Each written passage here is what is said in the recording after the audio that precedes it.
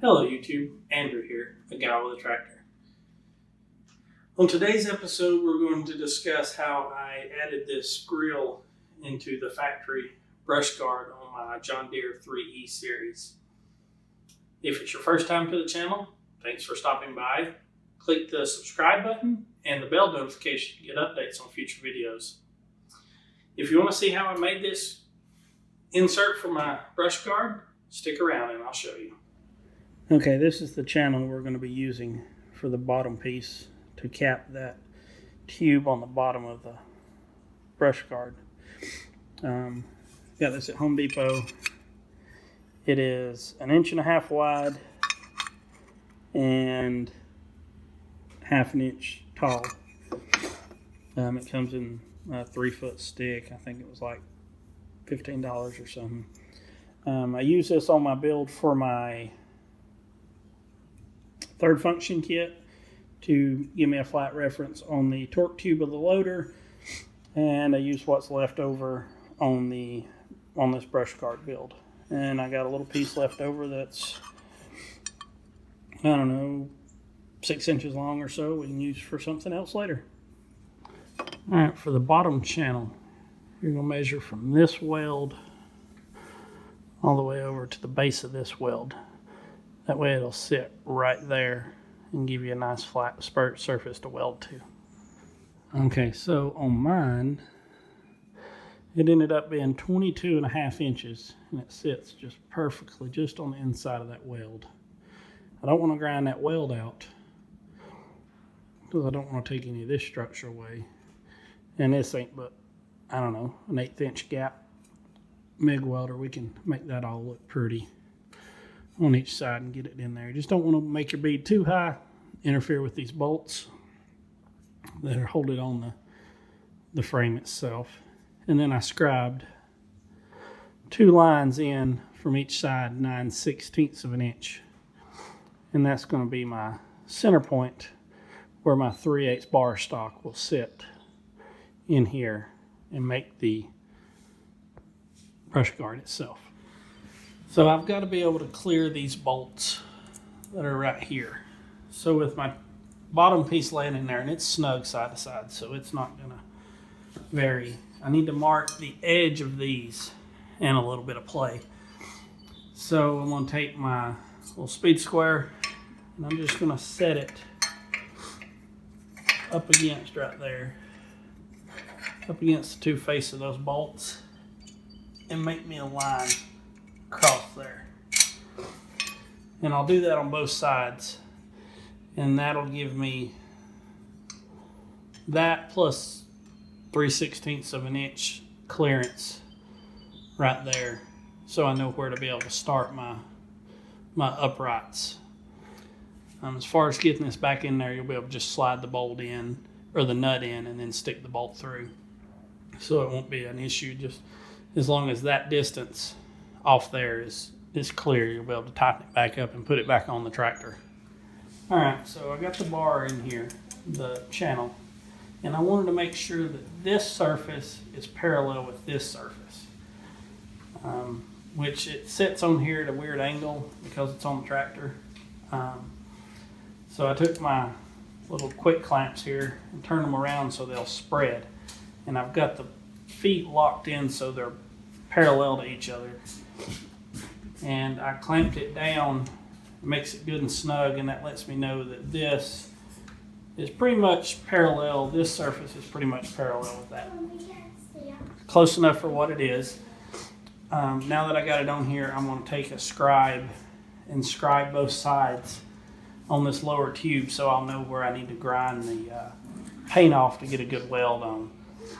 And so we're going to get that scribed up, and then I'm also going to measure this distance from here to the top. I've had a little change of plan how I'm actually going to do this.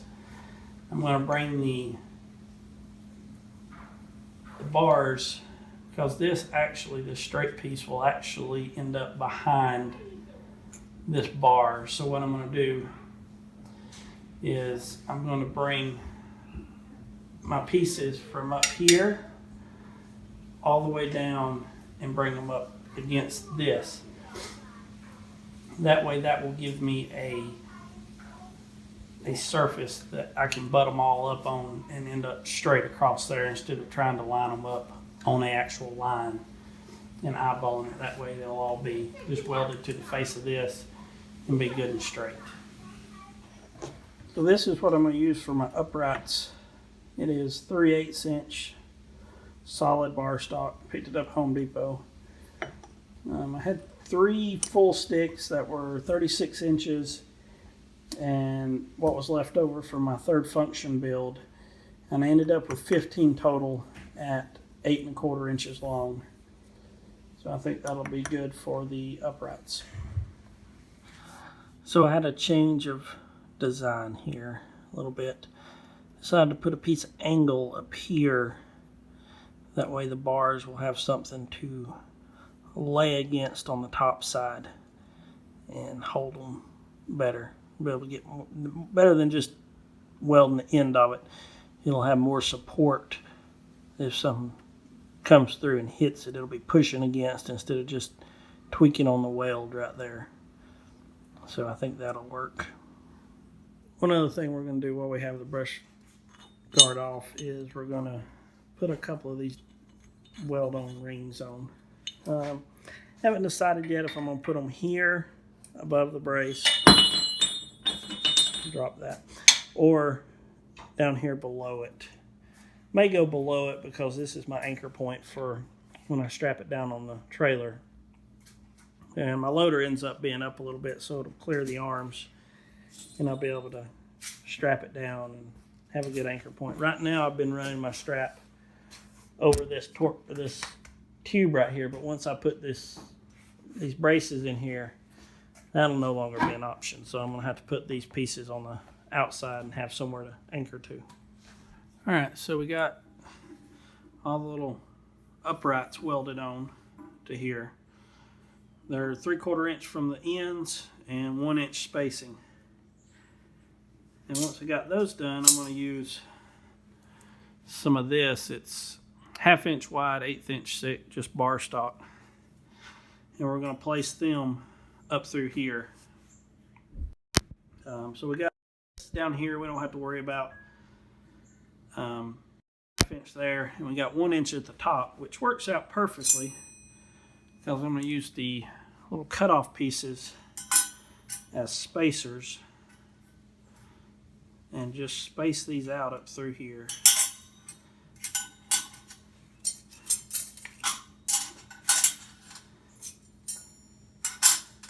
You could only get one of these per 36 inch stick that they had at Home Depot. So ended up with 7 of them, but it worked out perfectly.